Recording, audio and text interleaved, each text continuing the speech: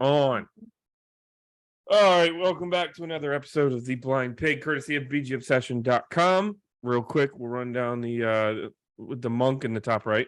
We'll run down the intros and we can jump right into this thing. Top left is John. You can find him as Boone. Bottom left is Paul. Hails as Canadian Hog. Bottom right is Bob. He hails as Neophyte. Top right is Mark. He is Ohm. And I go by Silent Threat. Usually I'm told to shut up anyway. And I'm Derek. Anyways, welcome to the pod. For anybody that's new, if you're a regular here, thank you very much for your patronage and support. We really appreciate you. And anybody listening, please feel free to stop by the board and mix it up. So interesting day today. Obviously, it's Wednesday the 2nd. So if you're listening to this tomorrow, you've undoubtedly heard the news if you've trickled into this podcast, but we'll go ahead and have this conversation. Dan Snyder this afternoon apparently has taken up the business of Bank of America to look at some sort of selling of the team. Now, Forbes is the one that originally broke it. They said that this could be for shareholder minority stake or the entirety of the team. The extent of it has not been disclosed yet. What we do know is Dan Snyder has hired Bank of America to go about selling off the franchise or a part of it. Everybody jumped at it. Everybody's running with it. Schefter reported that it was for the entirety of the franchise, or at least that's the verbiage I got. I don't think that was an accident. Pretty sure he's not going to put it out there without variables if those variables are legitimate. And then about 2 hours ago, it came out that the U.S. Attorney General is now filing a criminal investigation within Dan Snyder about withholding funds and falsifying information on ticket sales. So, it's a giant coincidence that the two happened on the same day, said nobody ever. I imagine that the two are connected. I will let you guys react, and I'm interested in hearing what you guys have to say.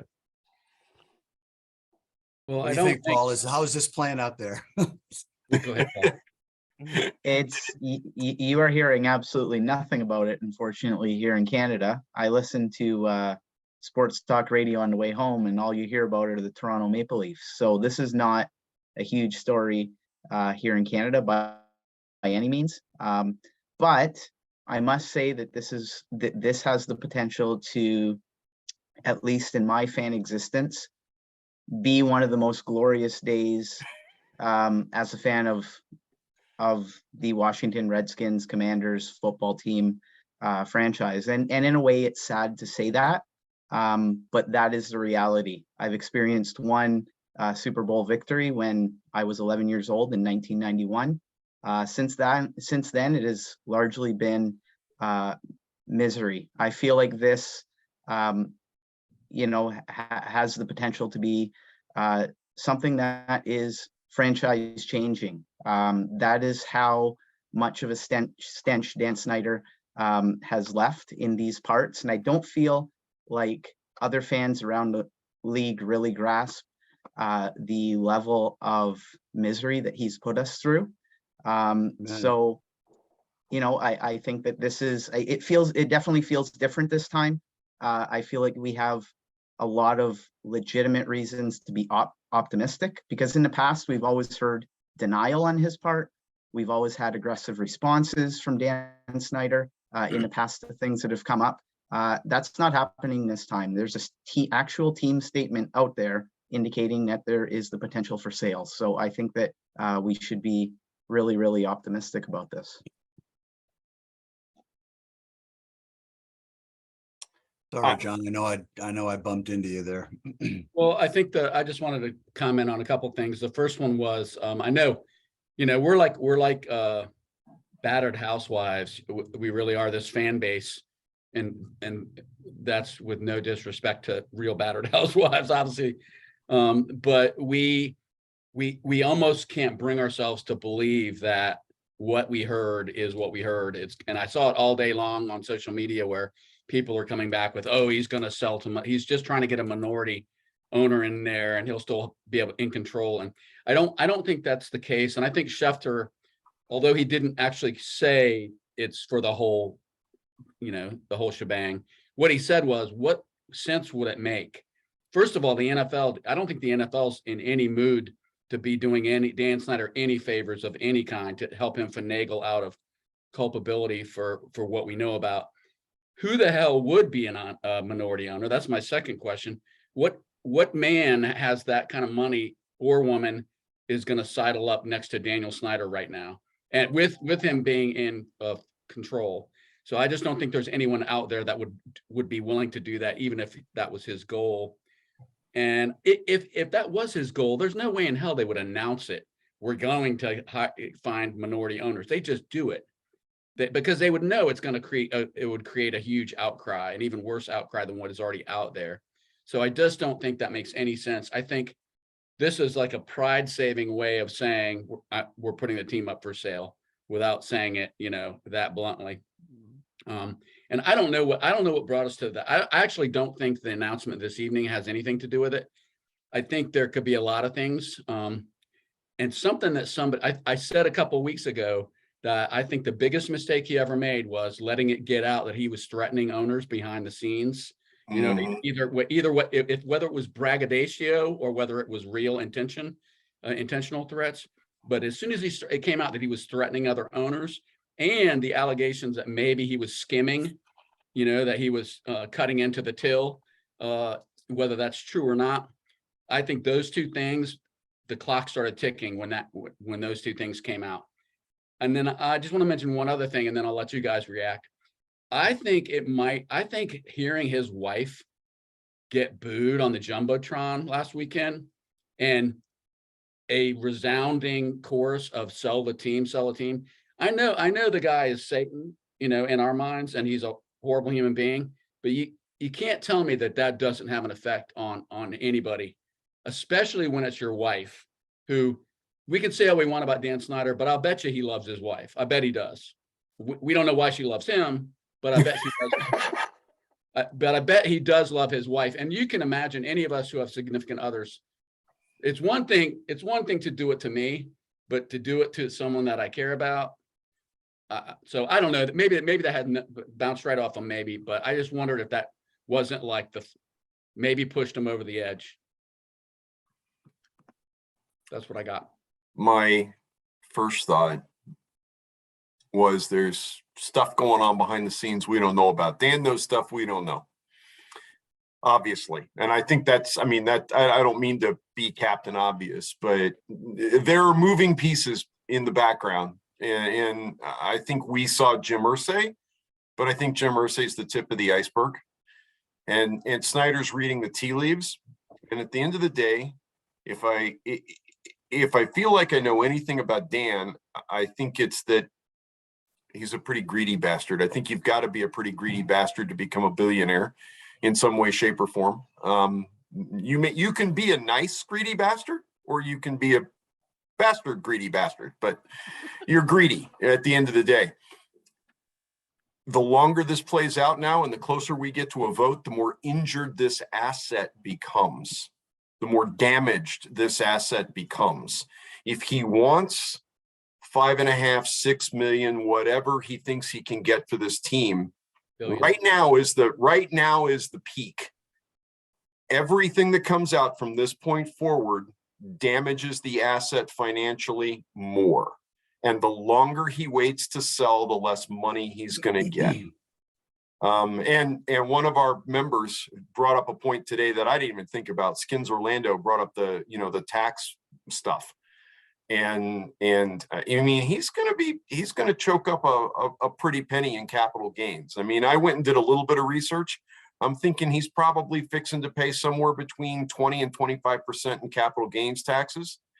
He's not going to want to take 25% of $1 billion less. He wants 25. He wants 75% of $1 billion more if he can do that. So now is the time. If he's willing to part ways with the team, unless he's going to go all the way to the bottom with this and get forced out. And I think he already knows that they've got the votes. I did see that on social media, not from anyone not anyone like super high profile, but I did see some kind of middle of the road reporters saying that they had talked to people that said they had the 24 votes. Yeah. They would prefer that it not go that route. I don't know whether that's factual or not, but I did see that.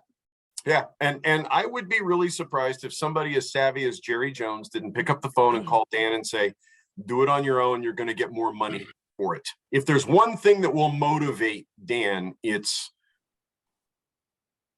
you're going to get more for it now than you're going to get for it later, and you're going to sell it one way or another. So get what you can get. And I think that's got a lot to do with it at the moment. Well, I've got a whole lot of things to say, but well, most of it's going to come out in our conversation tonight. I have to say this now, and hopefully I can do it without sounding like maudlin here, but I'm 62 years old. The last time my team really made me proud was Super Bowl 26, 31 years ago. I'm not big on math, but I'm pretty sure that's like half of my life. Dan Snyder, and I know he didn't buy it in 2000 and in 1991. I get that. There was an 8-year run of mess in between before he bought the team. But point being, I have lost so much passion and lost such a big part of what was like one of the core joys of my life was Sundays with my Washington Redskins. And when they lost, I was upset and all that, but they were still my team, and I was proud to wear the gear. I wrote, good God, when I was at another website affiliated with the team, I wrote articles and poured my soul out, and got made fun of, probably rightfully, for being so over the top about how I felt about the team and its part in my life. All of that has put such a weight on me. And I realized today that I've been telling everybody that I don't feel anything anymore, that I don't care.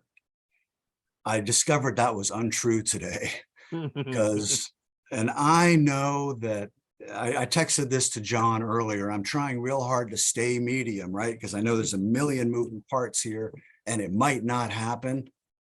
But God damn it, guys, I can't. I'm just like, my heart's thumping.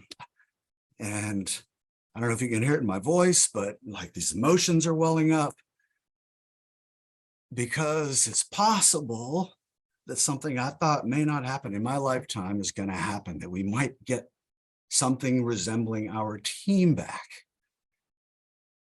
It's happening, brother. I think I don't think it's gonna. I think it's once the door's been open, man. It's. Can you imagine what would happen if they came out and said, "Yeah, you're just going to sell a part of the team"? I think John, people take pitchforks and torches to FedEx Field or Ashburn. I really do. I went to my closet, John, and I pulled this out and I stood there and I looked at it, and it looks different to me today than it did yesterday. It's all of a sudden it means something again, maybe. And I'm not going to put all my eggs in my basket, and we'll spend the rest of today's podcast probably talking about all the reasons why we shouldn't get ahead of ourselves. And that's fine. We need to do that. And that's real. But I had to get that out there. This was a much bigger deal to me than I expected it to be. And I'm kind of bouncing around up here in my head, feeling, I don't feel 62 today. No. I feel a lot younger than that. So a couple of things, a little bit more meat on this bone, if we can do a little deeper. To your point, John, AJ Perez tweeted this today, who, I don't know if you guys follow AJ Perez. He's actually a pretty good follow. He's very close with the team as far as his reporting. I don't know how close he is as far as an insider goes. And he's one of the few that will go back and forth with you if you mix it up, if you talk about on Twitter. He said, from what I am hearing, Snyder can't unring this bell. While this statement didn't say he'd sell a majority stake, the inertia has started. No insight yet on the timing of all of this, but my sources don't see how he can sell just a chunk. This isn't a money issue for Snyder either. And I think he's right. I don't think you can put this toothpaste back in the tube. The amount of coverage this got, the amount of just extreme momentum it got very fast. And it's not just locally, it was national. It was on ESPN within minutes of that report coming out. So this isn't a situation. To your point earlier, John, when you add a minority owner in a football team, you just get a press release. You You don't get an announcement that you're going to now be, opening up the doors and investigating your opportunities. The other thing to consider here is that the NFL owns 40% of this team right now. They loaned him the money so that he could buy out the minority owners. So you better damn well believe that if this is going on, the NFL's involved with it. And the 30 other guys that are in that room that are owners of this team and the one representative for the Packers are going to have their hands very deep into it. And I don't think that they're at a point where they're going to say, yeah, you can sell off another 25%. Well, if he sells off another 25%, my easy math tells me he's no longer the majority owner, or at least he's not owning 50%. So if he wants to own 50%, the amount he can actually liquefy, as far as I understand it, is less than 10%. What kind of financial income is he gonna get from 9% of the franchise? Who's gonna buy 9% of a franchise? Nobody's gonna want that stake in the team. So I have a feeling this is for it. This is everything. He is selling this team. I want to hold myself back, Mark, to your point. I don't want to get too amped up and excited because we've crossed so many thresholds where we've all looked at each other and said, but we've never been here before. But we've never been here. But well, guess what? We got there and nothing happened. So I'm not holding my breath, but I say it again. We have never been here before. We have never been to this point where it looks like his back's against the wall. It looks like he doesn't have any friends in the room anymore. And it looks like he can't afford it. It's not just about him wanting to keep the team. You're seriously starting to wonder if he can afford to keep the team, because the NFL is not going to give him another debt waiver. They're not going to give him more money to build a stadium, especially when nobody's willing to give money back to help him do it. And Derek, it's not just money. It's not just the money either. He's got all of these things hanging over his head right now. He's got the Mary Jo White investigation. He's got the House Oversight Committee that hasn't issued their report. He's got these attorney general offices investigating him, and now a criminal investigation. It's still an investigation, but if he sells the team, I think most or all of that immediately evaporates. Just goes away. I don't know that the criminal pieces go away, but the rest of it, I agree with you, John. The rest of it, I think absolutely goes away. And we live in a country of innocent until proven guilty. And I absolutely subscribe to that concept. But my dad told me from a very young age that as a general rule, if there's smoke somewhere, there's fire. Right. And there is a hell of a lot of smoke around this team at the moment, and specifically around Dan Snyder and the actions that have been taken for a very long time. I mean, we've had very credible people on this very podcast who spoke with firsthand knowledge that I believe, right? And I think all of you guys do too. I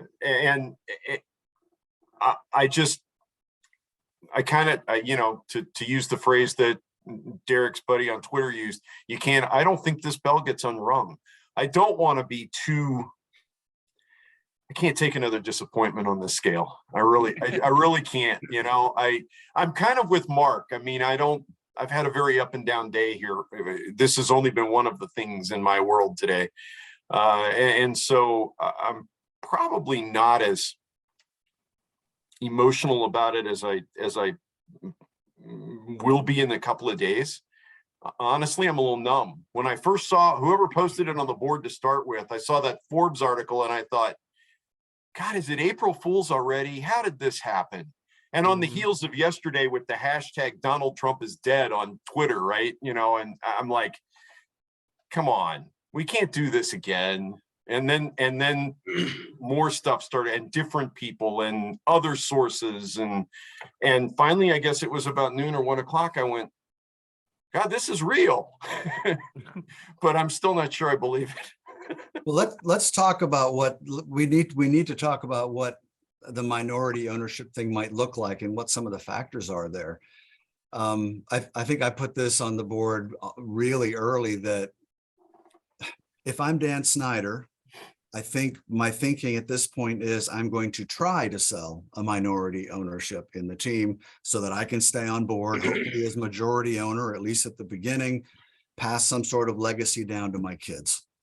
So he puts this out there and starts fielding bids. So apparently there are already people talking and there are conversations being had about it.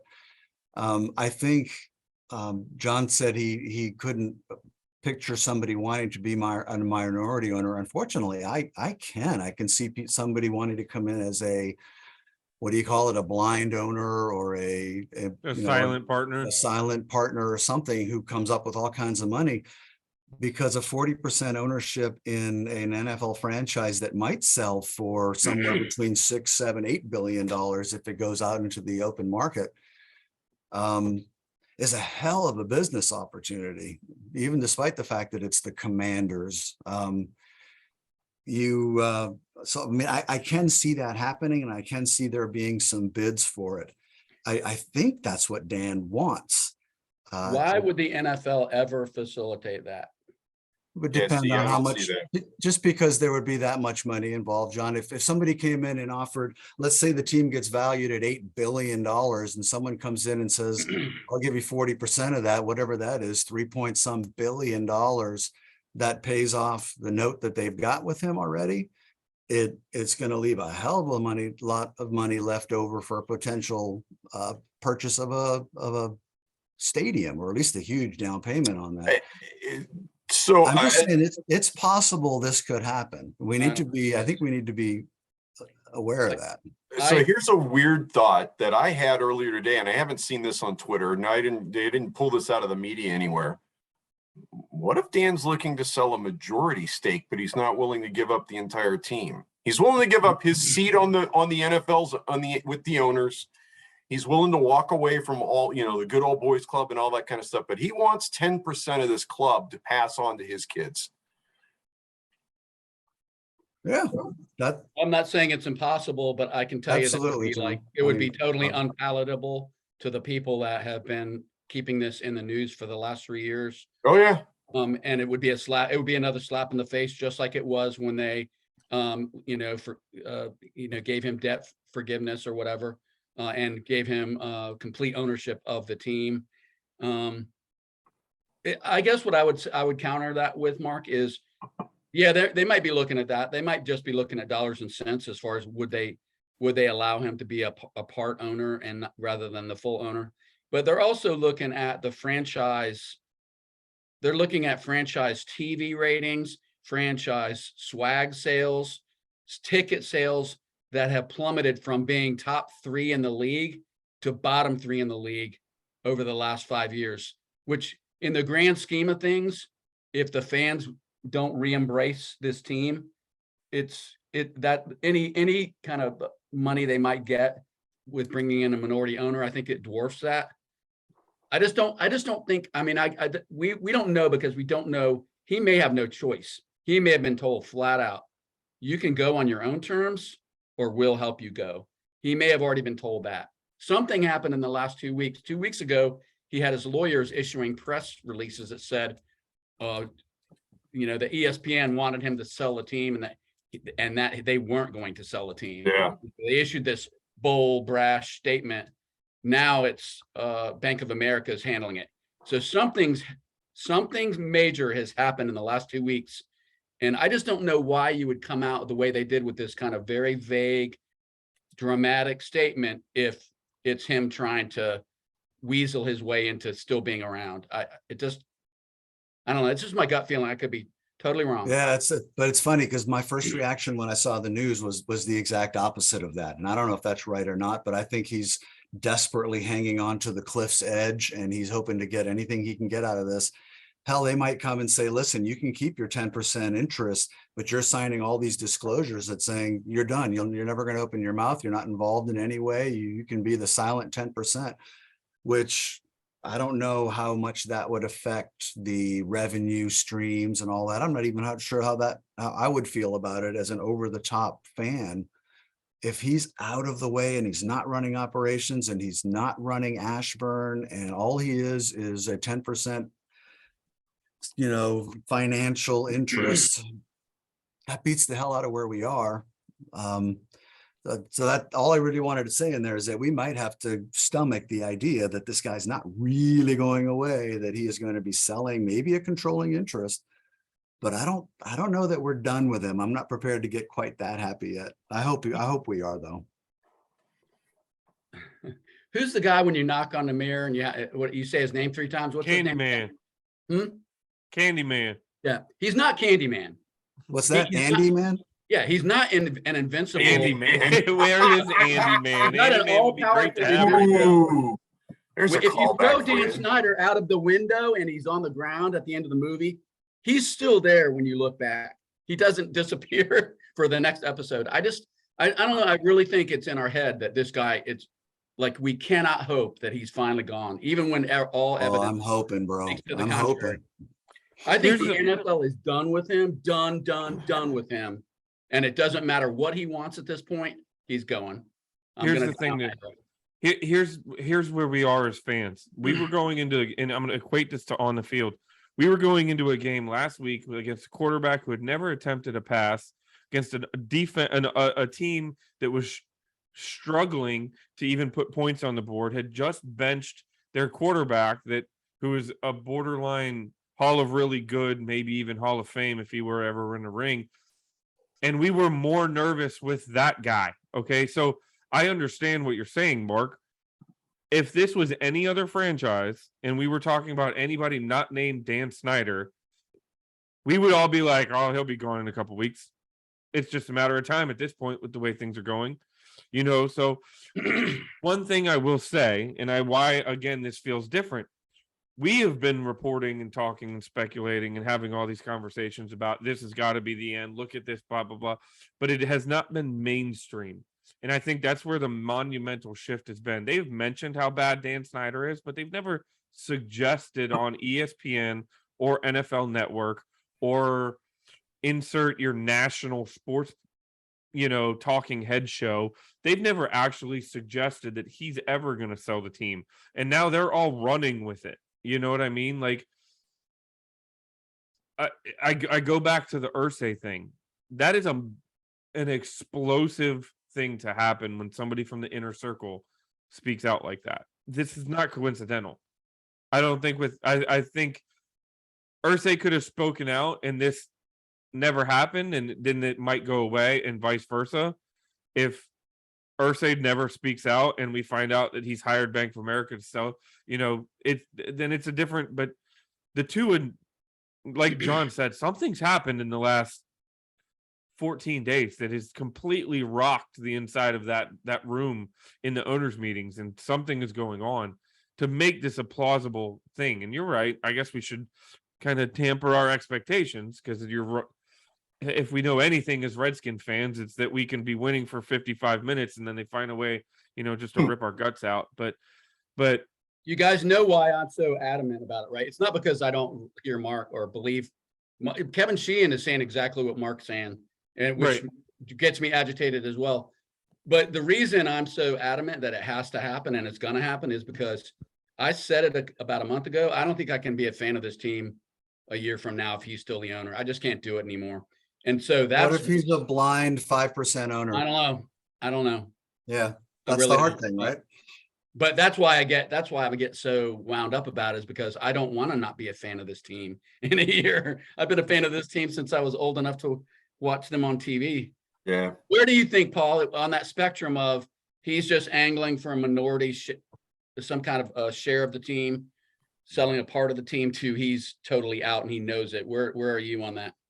So what I feel in regards to that is I've been thinking about the following as you guys have been talking. We're a really, really resilient bunch as fans of this team. We've suffered for so long.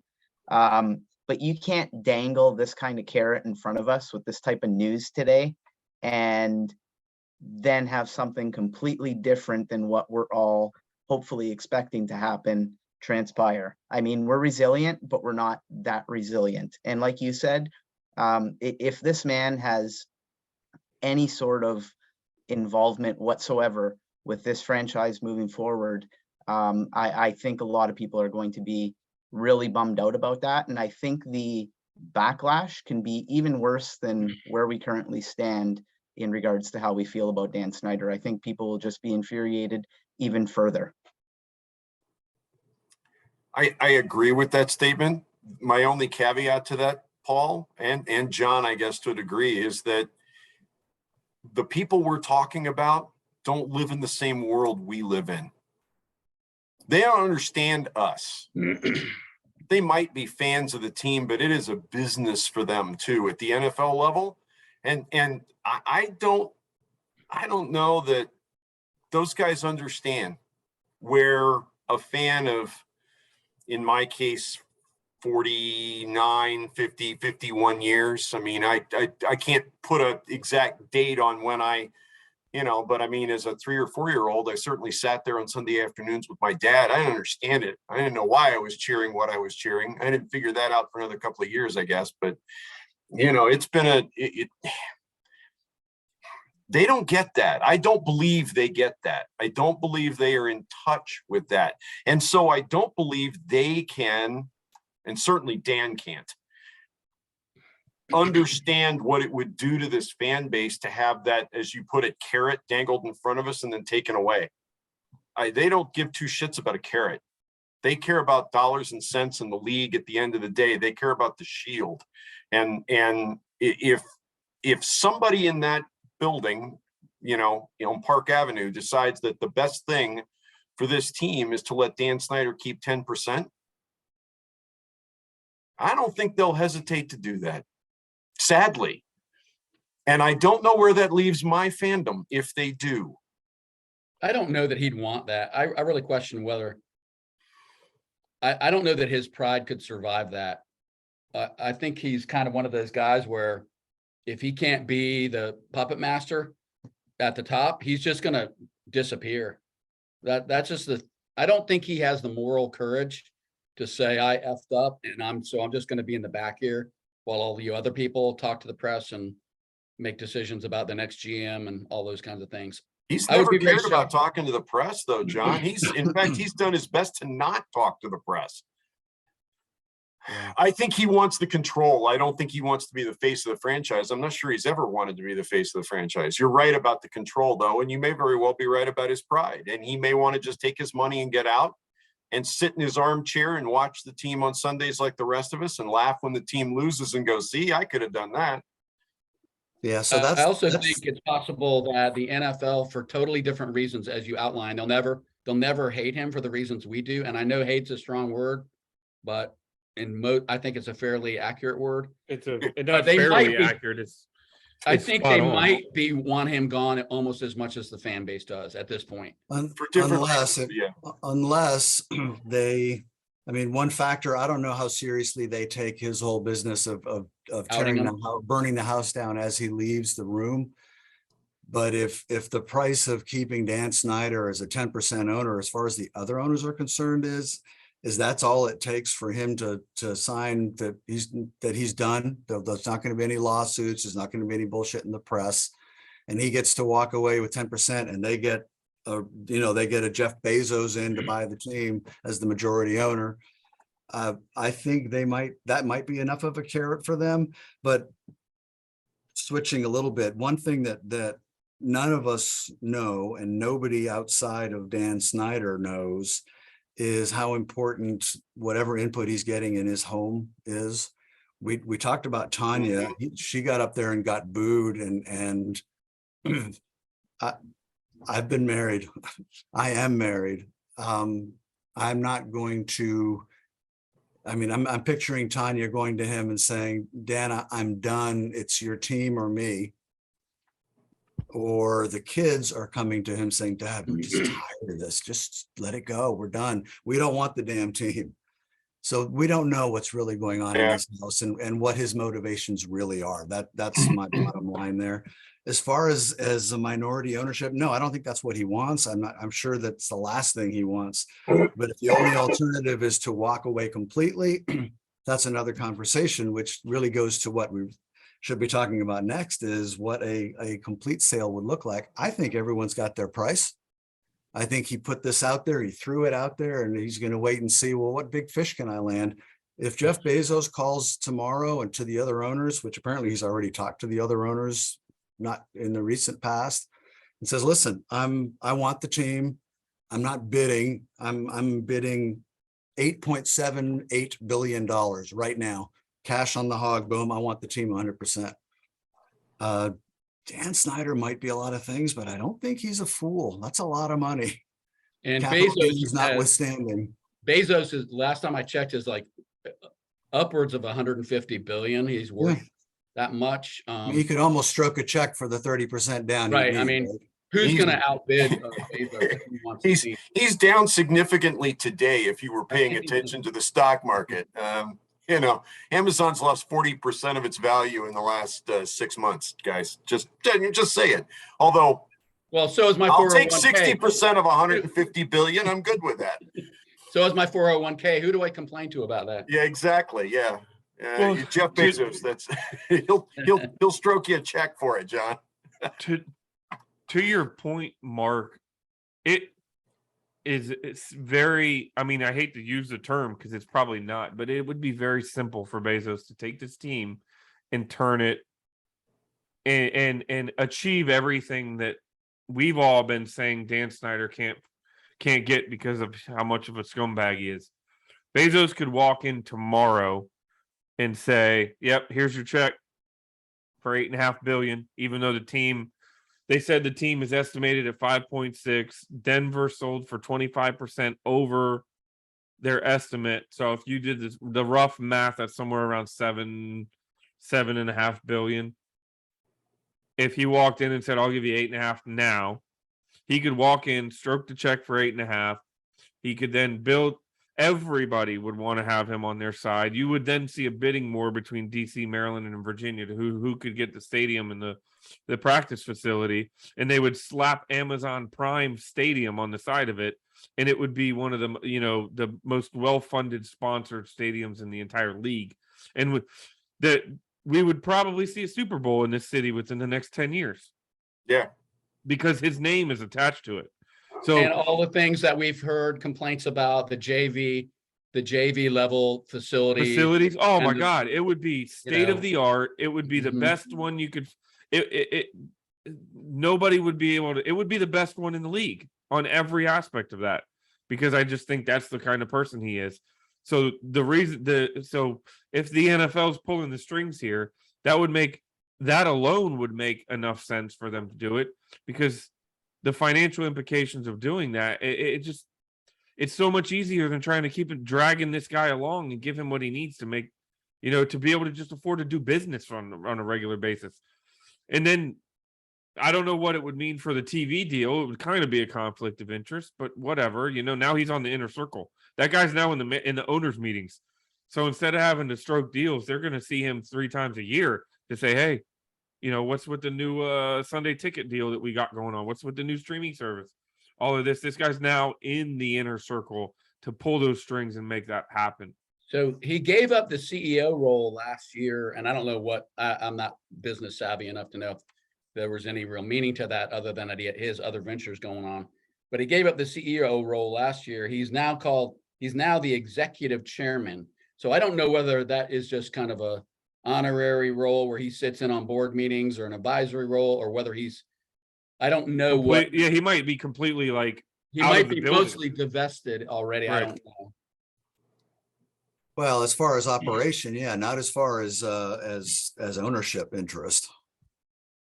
Right. Yeah, I don't know if that would be an issue or not. I really don't. It's his company. No, and so we automatically zeroed in on Bezos because I think everyone assumes that he's the leading candidate, but let's assume that it wasn't Jeff Bezos. Let's say maybe the Walton family who tried like hell to buy the Broncos, but and lost out at the last minute, or Ted Leonsis puts a group together. It doesn't.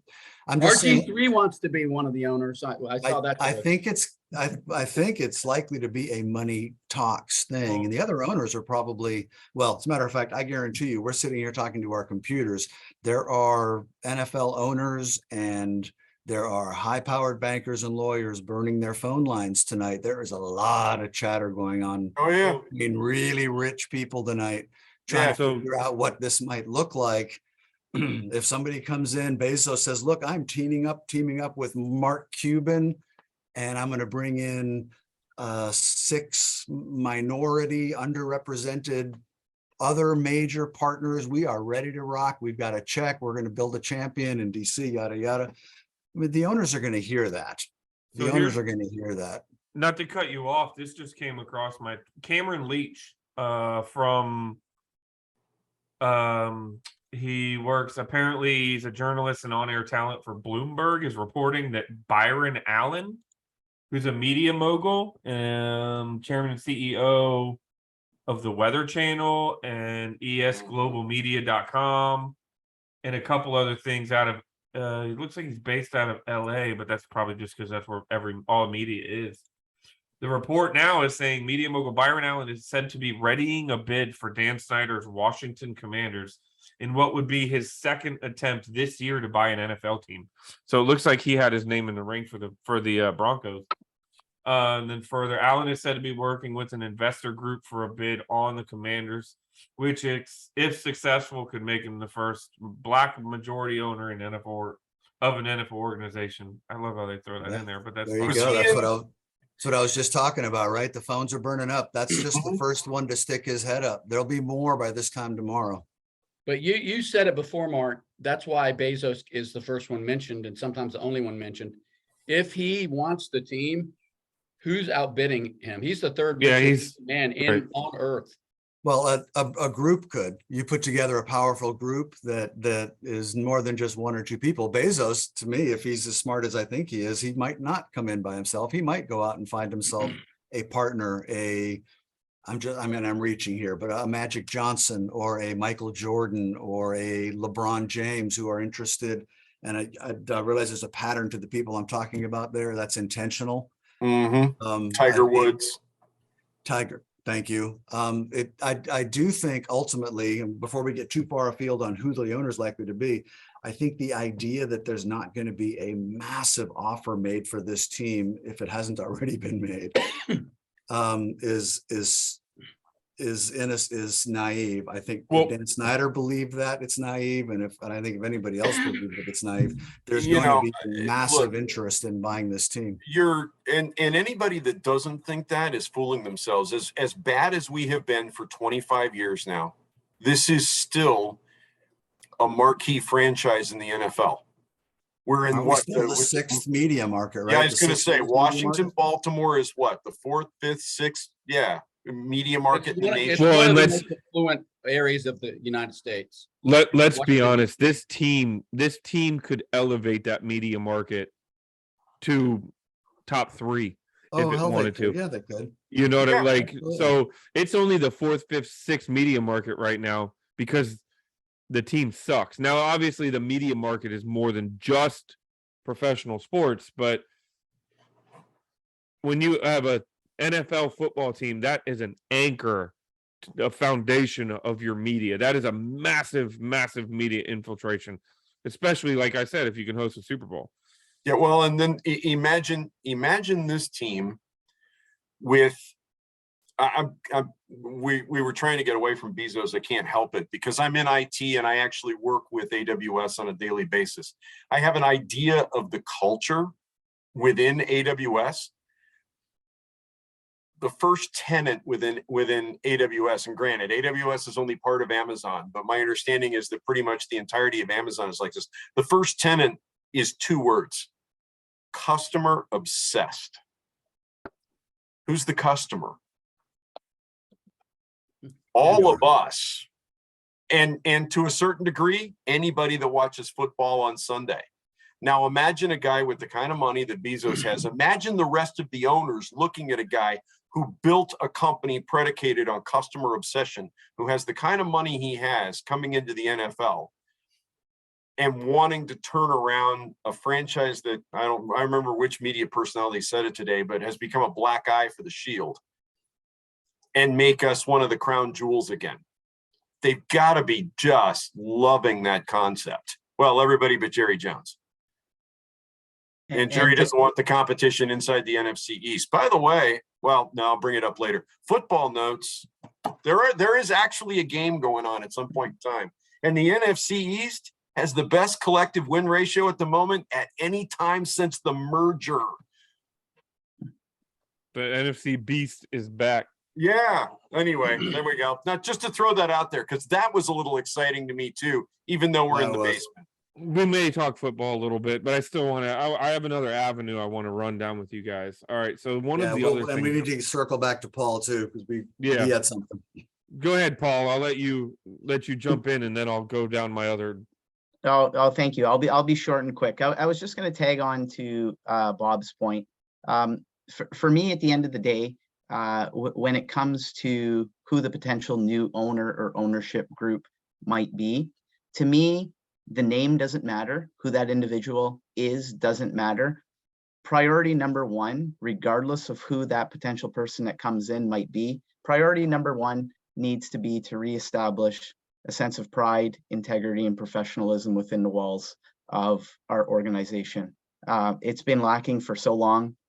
When I think back to the teams under Jack Kent Cook, our teams were characterized by pride, professionalism, and integrity. And over and above anything else, that's what we need.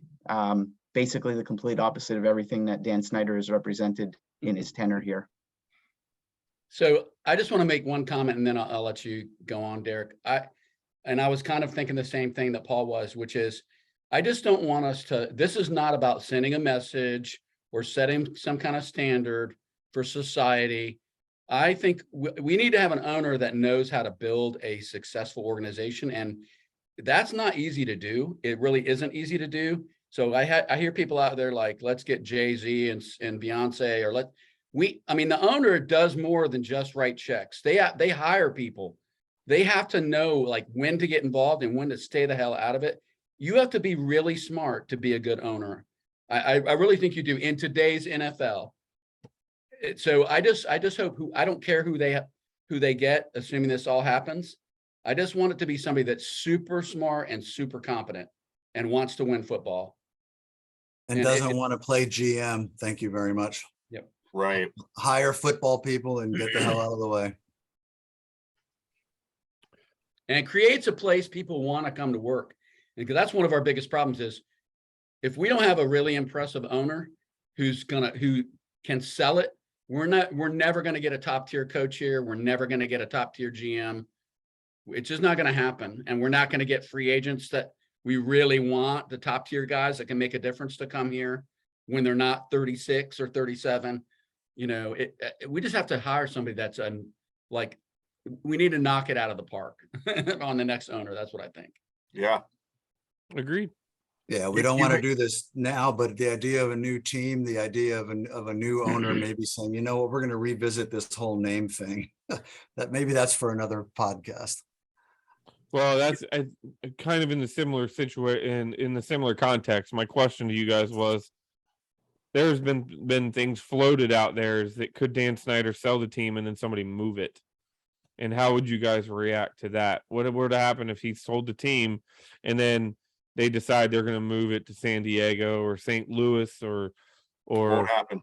I don't think so either. Won't happen. There are no markets larger than ours to move a team to. It didn't make any sense. If they're rid of Snyder, they want to keep us right here. And anybody that's smart enough to have made the money to buy this team is smart enough to recognize that this is a fan base begging to be served by someone who gives a damn. This is a fan base that will flock back to the stadium. I think I've said this before on this, so it won't be a surprise to any of you. I have never visited FedEx Field. I have never been to a game at FedEx Field. I promise you, if we have a new owner, I am going next season. I will be there next season. Much, brother. But for a guy that bleeds burgundy and gold the way I do, Mark, that's just ridiculous to have not been. I hear you. Not been to see my team play live.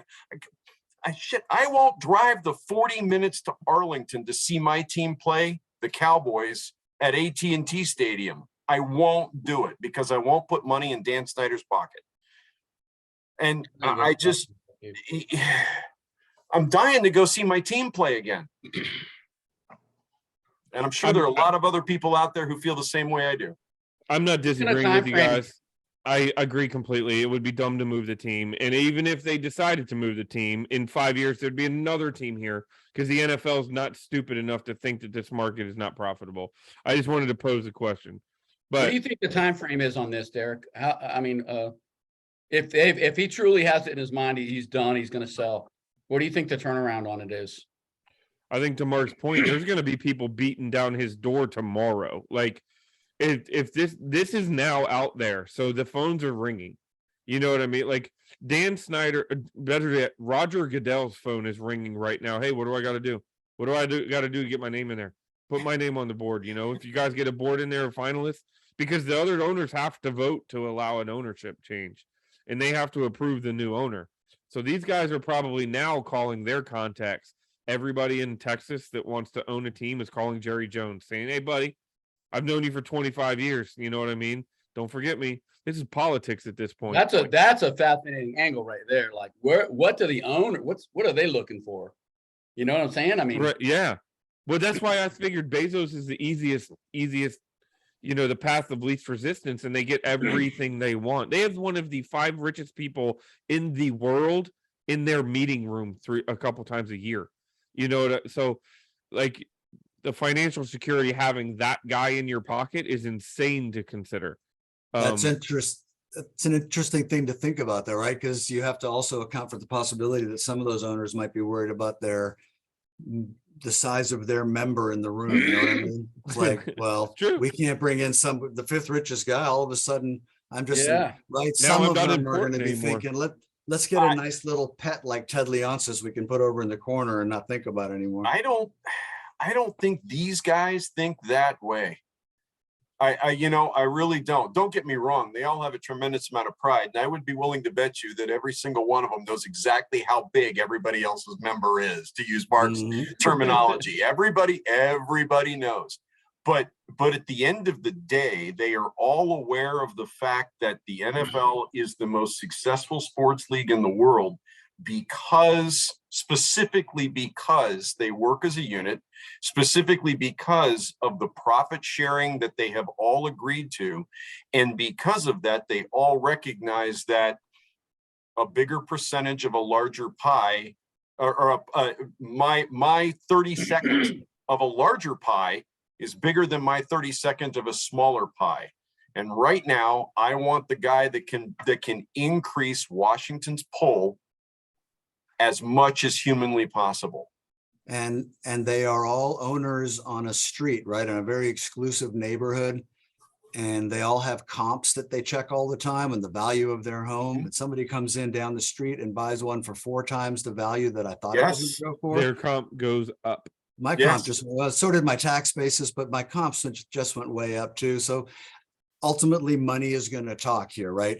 I think an offer is going to come in that's so stupid over the top that the owners are going to say, you know, Dan, I think it's going to get up. brother. I think it's going to go to 8 to 10 billion. I really do. I do too, There's going to John. be I do enough too. people. I tell you why I'm rooting for Bezos. I just want to see Washington Post football puff pieces. That's what I want to see. I want to see what the Washington Post talking about how incredible this team is and how we're going to the Super Bowl. Here's it. Here's the scary thing to think about is we're talking about asinine numbers as being the largest acquisition of any business transaction. I think I saw anything. I think it was over 5 point whatever Denver sold for. This will be the largest single entity business transaction, and we haven't even built our stadium yet. What about the man? Wait, no, you mean in the sports world? Yeah. Yeah, I was going to say because in the business Twitter, world, you know, Dell bought EMC a couple of years ago for $67 billion. No, I'm sorry, the sports world. I apologize. Yeah. All right. Freaking me out for a second there, Derek. But we haven't even built our stadium yet. So that's the other thing is, when are we going to start hearing that this guy called Maryland and now Maryland wants to deal with this guy and give him money for a new stadium, and Virginia wants to deal with this guy and give him money for a new stadium? Are you going to tell me that if the NFL didn't find out that what was the guy I was just talking about, the media mogul, now has Mhm. pull in Virginia, and Virginia's going to give him 500 million for a new stadium. Well, to that end, let's go back to Bezos, who just before stepping down, what did Amazon do? Negotiated a deal for their second headquarters where? Northern Virginia. Northern Virginia, yeah. And Bezos is already very familiar with the government in Virginia and specifically Alexandria. Yeah, Interesting thoughts. a big Oh my time. God, and it's the East Coast, right? It's the East, it's such a potential gold mine for an investor, even if it's just an investor. I don't know, Bezos. I mean, I don't know if he's a football fan or if that has anything to do with it. But just as an investment, looking at what's happened with the values of NFL franchises, even if the man spends $10 billion, if he hangs on for the team for 10 years, I mean, what are we talking Right. about? 20 billion, Right. 25, Dan 30? Snyder, probably the worst businessman in the In the NFL, world. has made a ridiculous. I don't know what the profit percentage is going to work out to, but it's crazy. Well, And what did he look, buy it for? 800 mil?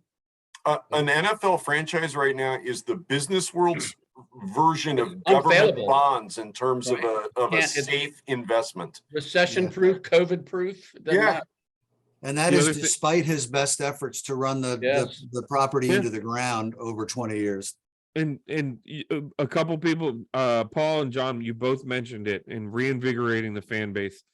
If anybody wants to have any idea about what kind of a fan base this is, and Bob, both you and Mark also said this, it's about to erupt. Just watch the video of the Art Monk Hall of Fame ceremony. That Yeah. was in the middle of Dan Snyder's reign here. And that happened for somebody that was one member of this team. So if there's any doubt that this fan base would not only just come back, but come back with a vengeance. You think we set records selling gear and in other things when they change the name? Let Dan Snyder sell the team. Season tickets are going to explode.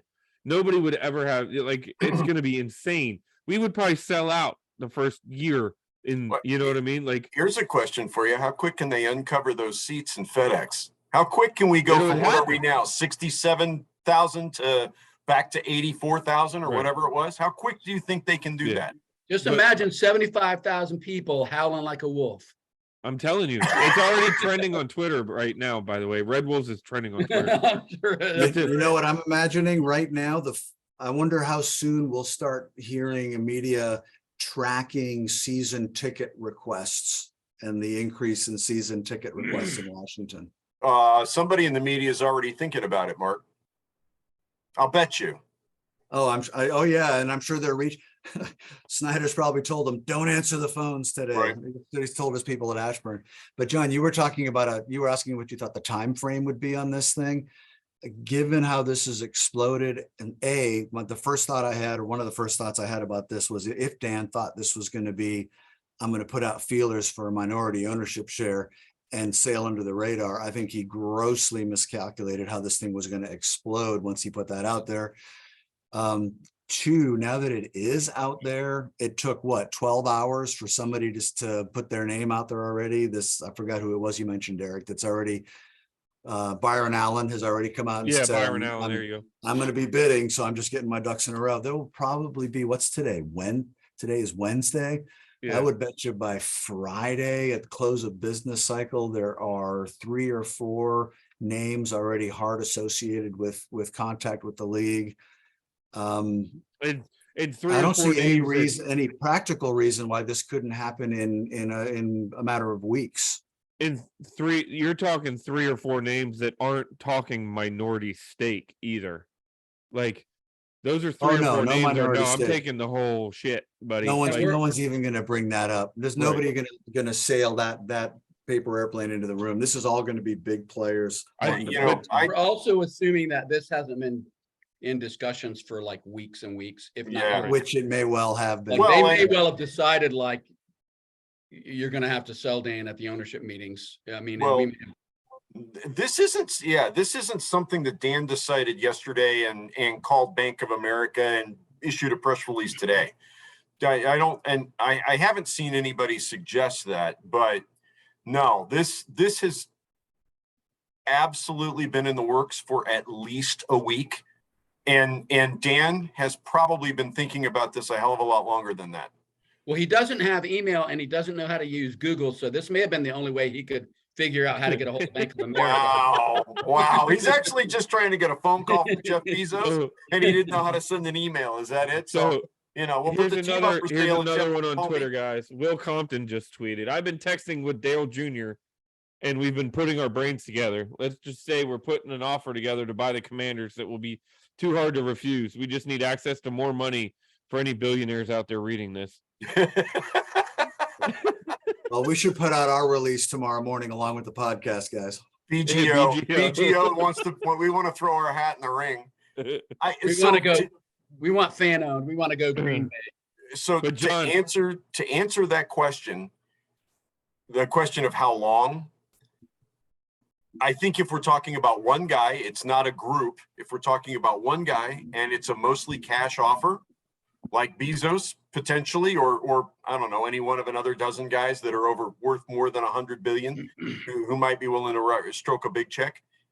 This could be done by the end of the season. We could have somebody new in the owner's box the last game of the season. At least agreed upon. I don't to answer your I don't know that it would be finalized. And you're right, Derek. It might not be done, but yeah, agreed upon in principle. And I think by the draft we could be, if things continue with this momentum, I think by the draft we could see new ownership, and by the first of next season we could be legitimately witnessing. We're not total talking change. about I've been through some not at the top levels obviously, but I've been through some fairly significant mergers in the business world that where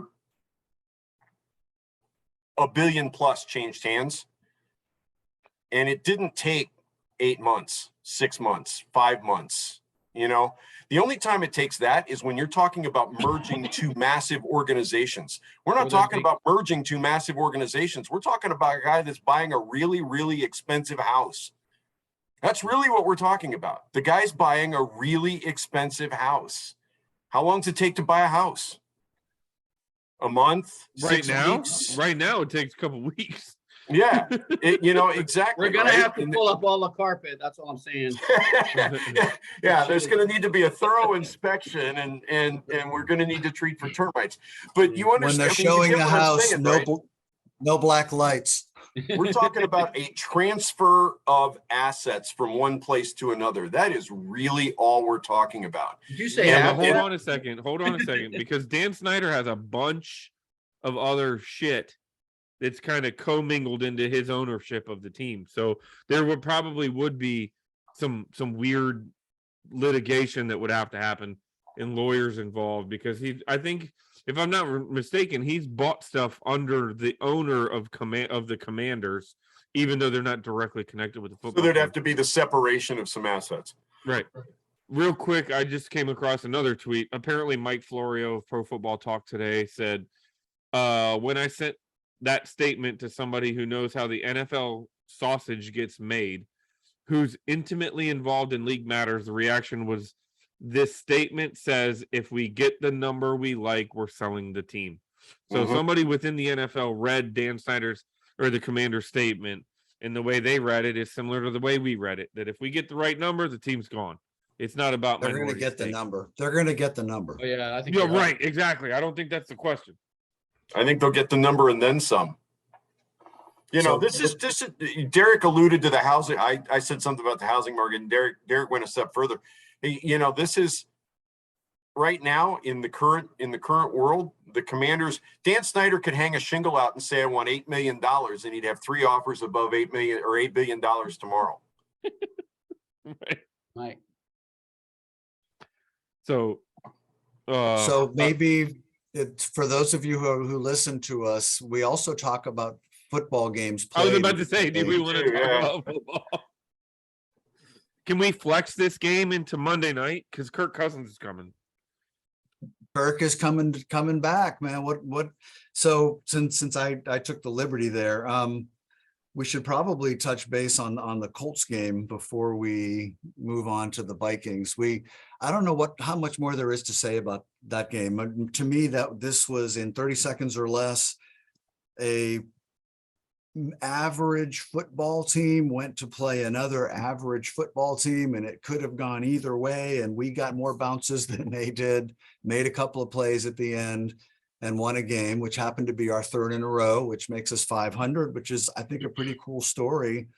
Because, man, I had written this season off. I don't know about the rest of you guys, but I did not expect us to be 4-4 3 weeks ago. The big story, the defense continues to play pretty well. We haven't faced Patrick Mahomes and Josh Allen. We faced Sam Ellinger and a shell of Aaron Rodgers and Justin Fields. We're going to face an actual NFL quarterback this weekend, despite what people want to think about Kirk Cousins. Woo, wow, Freudian slip there. Yeah, I cannot believe what I just said. We're not only going to face an NFL quarterback, we're going to face the best we're- receiving core we're probably going to see. Yeah, all we're going to season. face a legitimate team this weekend, and it's going to be I- explosive. I do think that the Commanders showed some grit and some balls, and I wish that we started the season playing with this kind of grit every year, as opposed to waiting till we make our midseason run under Ron. But it is what it is. I'm happy that we won the game. I was shocked. It was pretty thrilling to see us make the big play at the end to win a game. We don't get a lot of that around here, so I'm going to enjoy it. So we normally, I just this want to week. throw one thing in there, Mark, because you brought it up, Rivera's ability to turn it around at midseason. We actually didn't wait till midseason to start turning it around. And that, to me, I know that sounds crazy, but to me, that's encouraging. Week 5, we turned it around. We're 1-4. And normally, not to be too sarcastic, because we've had some rough, bad, challenging luck the last couple of seasons, but normally it's like we're well into the midpoint of the season before we start finally like winning and looking like we might be able to compete down the stretch. We're better than that this season, as ugly as it's been. I mean, 4-4 in this kind of a season, with as crazy as the NFC East has been. 2-6. A little bit of hope. 2-6 is a pretty normal place for Ron Rivera teams to turn the world around. I went digging around and looking at the entirety of his career. He sees 2-6 a lot. Yeah, this would be the week that we start turning it around. Exactly. Exactly. Well, and take it a step further. We're a misplaced Carson Wentz pass at the end of the Tennessee game from having a winning record. Yeah, and being a wild card team if the season were over today. I have to play this game too. We're also a brain dead Chicago Bears offensive coordinator who didn't run Justin Fields into the end zone from 2 yards out 3 times at the end of the game. Hold on, Mark. I'll get more literal than you. We're a dropped Michael Pittman pass away from them being in. I hate that game though. Like, there's so many what ifs. There's so many give and take. Yeah, you can play that game all the time in close games. So we're 4-4 in close games. Here's what I know, and unfortunately, I don't want to be a wet blanket, but we've been talking about this on the board for 3 days. The offense is producing about the same as it has the first 7 games of the season, outside of the game against Jacksonville. You know what I mean? So yeah, we've won 3 in a row, but it's largely because the defense is playing better, not the offense. So that's my concern. We're gonna have to score 30 to hang with Minnesota this weekend, unless our defense can pull just a complete rabbit out of the hat.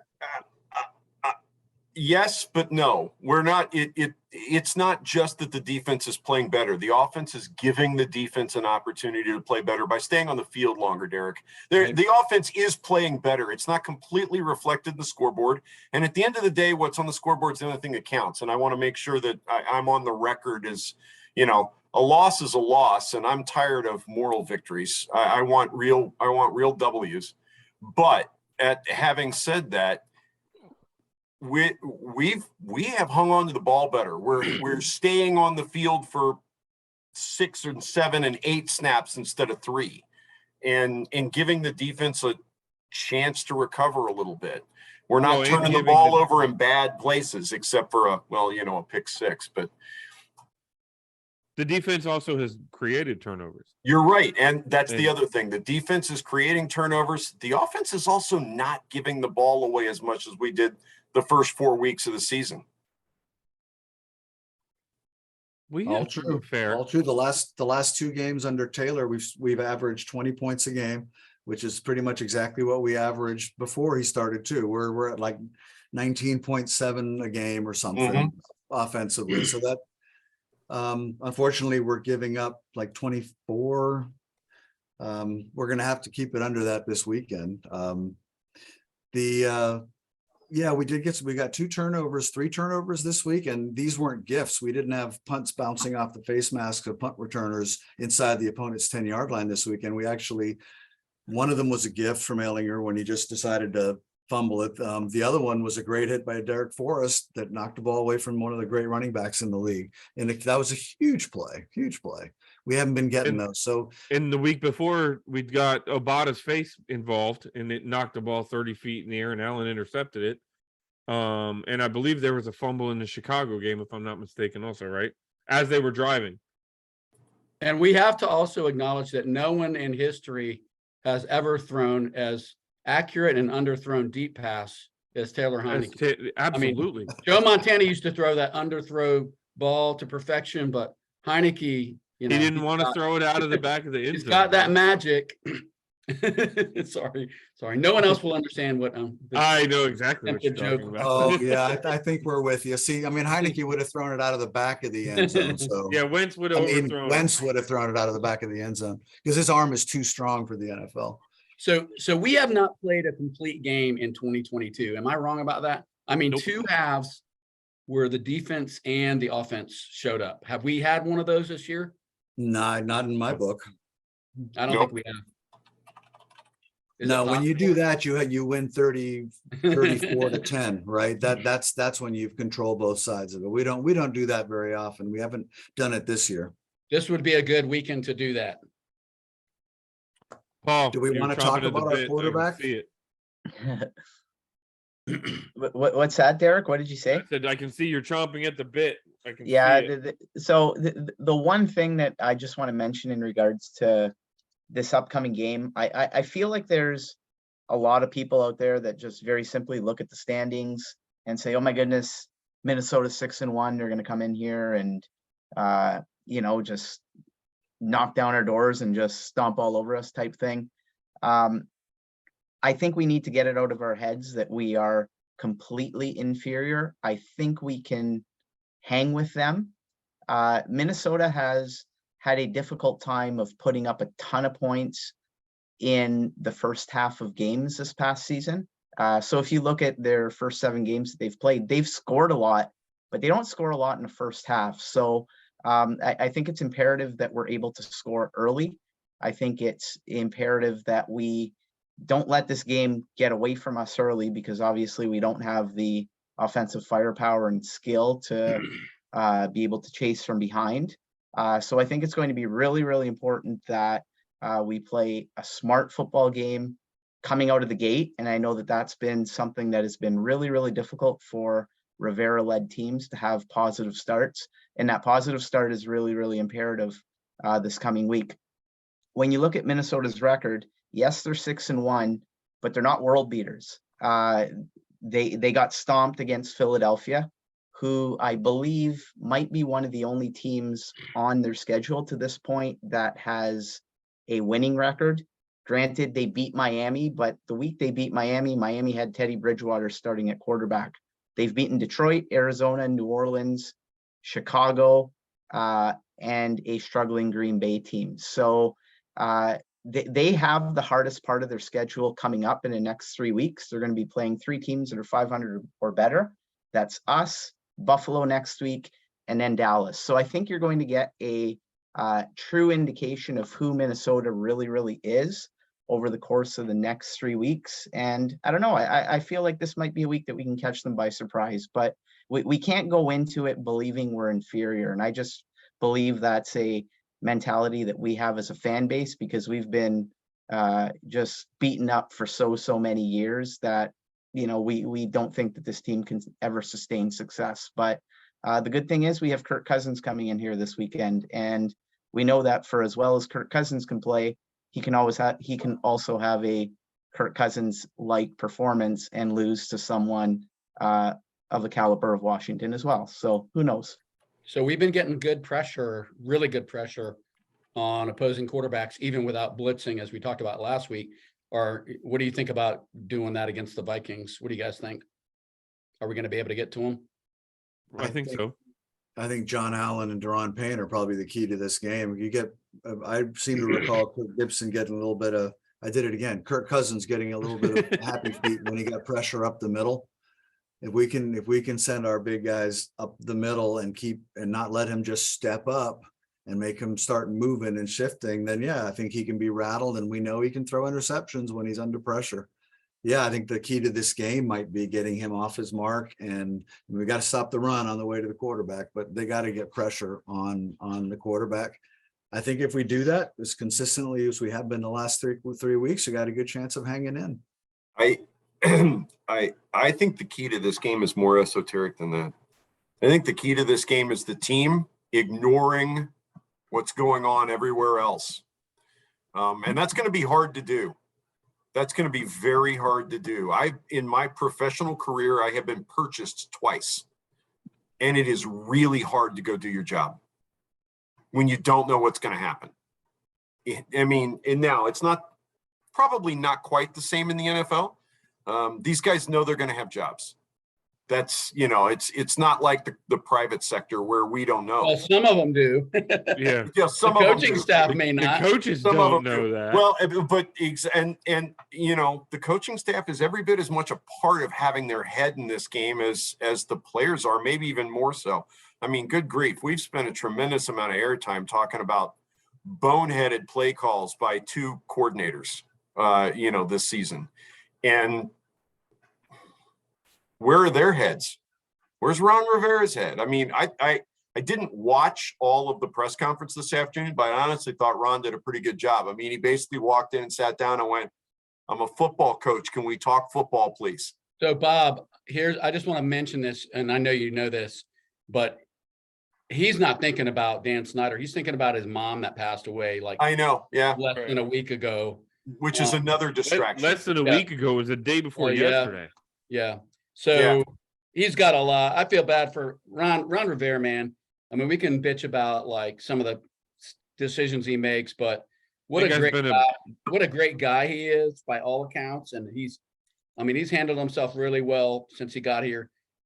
To what he went through last year, I guess He's been an absolute pinata. I mean, he's had nothing but last turmoil, 18 and months. I just feel so bad for him. So I hope. I'm kind of like, why are you even there, man? Like, go be with your family. Screw the NFL. I don't know that I will ever say this, could ever say this before, and will ever say this again, but for everything that Ron's had to deal with at this team, he could have lost every single game, and he's earned every single penny of his contract so far. Yeah. Because this place is a PR nightmare, and it's got to be hard on the head coach. It has just got to be hard. And he's been a class human being. And that's not including having cancer. That's not including right now. I'll argue that some of his decision making, even as a manager of this team, I guess if you want to call him that, was a little frustrating. I haven't been I wasn't a fan of the Del Rio situation and how it was handled, but whatever. Not because I agree or disagree with Del Rio. I just think it set a bad precedent. But yeah, with what he's had to deal with, it's been borderline impossible to deal with. And with what he's gone through, you're almost shocked he hasn't said, you know what, guys, I have to step away, and pull the old God, who was the coach that did that? Oh, college football coach. It wasn't Lincoln Riley. No, I'll remember it in like 2 hours. But just decide that they've got too much personal stuff going on. They got to step away because it's becoming too much of a distraction.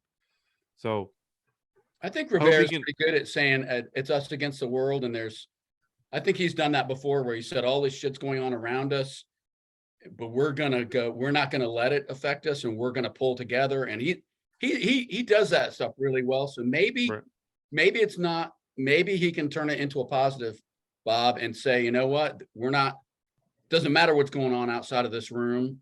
We're, the 53 guys in this room, we're gonna, who you are, you know what you can do. We're gonna go out there and surprise everybody. Better well, yet, at he least- goes to the team and says, "This is the best news we could get." You know why? Because once this happens, the questions are going to stop. Like, guys, let's focus on football, because pretty soon that's all we're going to need to focus on again. You won't have to answer questions about workplace environment. You won't have to answer questions about all this other shit, for lack of a better term.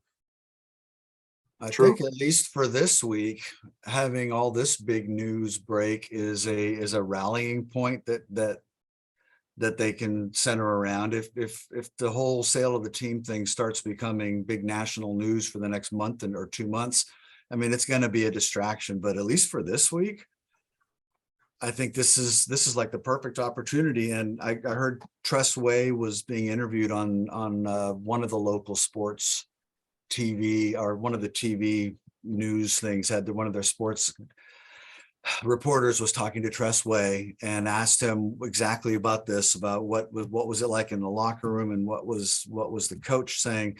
And Tress, in his own inimitable way, was like, "Oh my God, Mr. Coach Rivera was so great about this. He just has this wonderful way of explaining, like getting us focused on one message and getting us on message. And your job, our job, is right here, and we're together in this." So, I mean, I'm sure that's not just bullshit that Trey is putting out there. I suspect that you will see a pretty focused team. Doesn't mean they're going to have a great game plan on either side of the ball coming into the game, but I do think that there will be ready to play, and I don't think it's a distraction now. It will be as this thing moves forward. But you keep winning games. What's the old thing about deodorant? About the best deodorant, and you win some games. Yep. Then people stop asking the hard questions.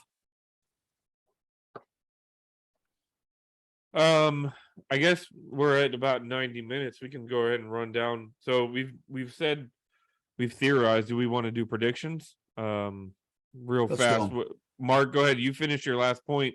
What's the final score? I think that we are going to not be on the happy end of this one. Unfortunately, I'm trying to see a scenario where we win this thing. I can see us hanging in. I can see us having a lead.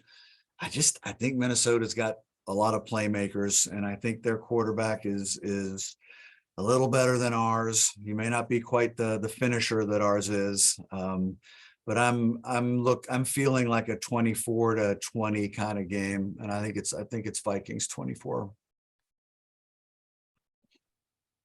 John? Well, as my comrades back in the 1950s would have said, I think our defense is a growing threat. I think our defense is better than any of us thought it was going to be. This is kind of a Soviet Union kind of analogy. Oh yeah, we're with you. Because we're the commies. It's not reasonable to predict us to win this game, but I'm going to, just because I think with the Vikings having Buffalo, I think that is their next opponent, right? Yep. That's the big game for them. So I think this is a trap game, potentially. I think their coach can say all he wants that, we have to focus on 1 week at a time. And he can say that all he wants, but they know they're coming to Washington, and that we're, when we are winning, it's by the skin of our teeth. So I think we could catch them. And I said it earlier, I think this needs to be a game where we play all 4 quarters on both sides of the ball. And if we do that, I think we can beat them. And so I'm just going to pick us to win, because you know what? Dan Snyder might be gone, and that's a fucking great week right there. So why not just keep going with the positivity? I'll drink to that. Joey Sly field goal with time expiring. That's it. What do you got, Bob? After today, I desperately want to predict a win. I really do. And John, I have nothing but admiration for your willingness to go there, but I've got to join Mark on the naysayer side of the fence. And I'm feeling like 31-24, and we feel better about it than that score indicates. The defense is on the rise, but I think we're playing without Holcomb this week, and that scares me. David Mayo's on the list. I mean, I think Jamin Davis is the only healthy linebacker on this team at the moment. Linebackers. And apparently the coaches agree with you there, John. So, I could be completely wrong, but I don't know. I look at the injury list, and we're not necessarily talking about inconsequential people on the injury list. I don't expect to see Dotson back this week. And Logan Thomas is not practicing either. No, yeah, I'm exactly. I mean, we still don't have a functional tight end. Cole Turner's, I don't know where Cole Turner is. Well, we just won't play him. Amari Rogers is playing really well, and I'm thrilled with what Mr. Rogers is doing. But Bates needs to step it up. That's the guy that needs to step it up. I look around, and I felt good the last several weeks because on paper, I felt like they were teams that Washington should be beating. Not necessarily convincingly, but I said this early in the season. We're a team that doesn't always win the games we should be winning. And we need to win those games. And for the last 3 weeks we have. I feel like the Vikings are a better football team on paper. And I feel like the Vikings should be beating us this week. And I think that's probably going to happen. Unless Kirk Cousins implodes, which is absolutely possible. We've all witnessed that. He could throw 3 bad interceptions in the second quarter and then be, figuring out how to sneak out of the stadium at halftime. But I don't think that's going to happen. I think 31-24. Paul? Logic would suggest that we are not winning this game. Minnesota obviously has stronger playmakers, and I'm very worried that if this becomes a shootout type game, we absolutely don't stand any chance. That being said, Kirk Cousins has won 5 games in a row. I don't believe he has ever had a 5-game winning streak over the course of his career. He is currently on a 37-game streak in which he has thrown a touchdown.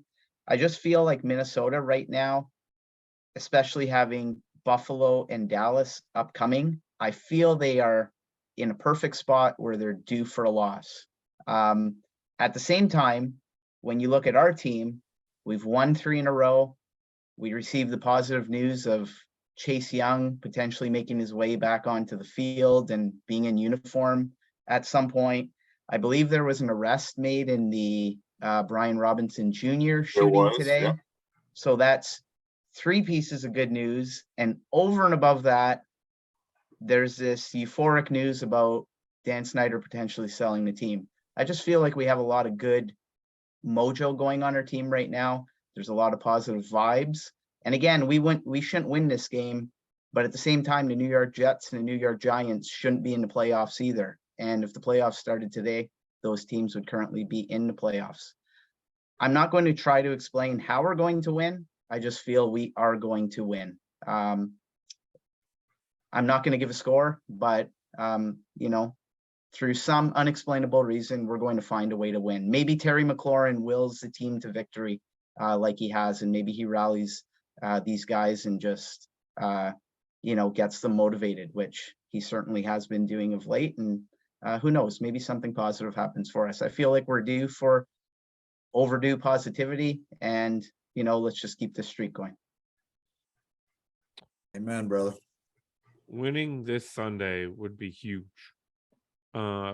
Everything in my being,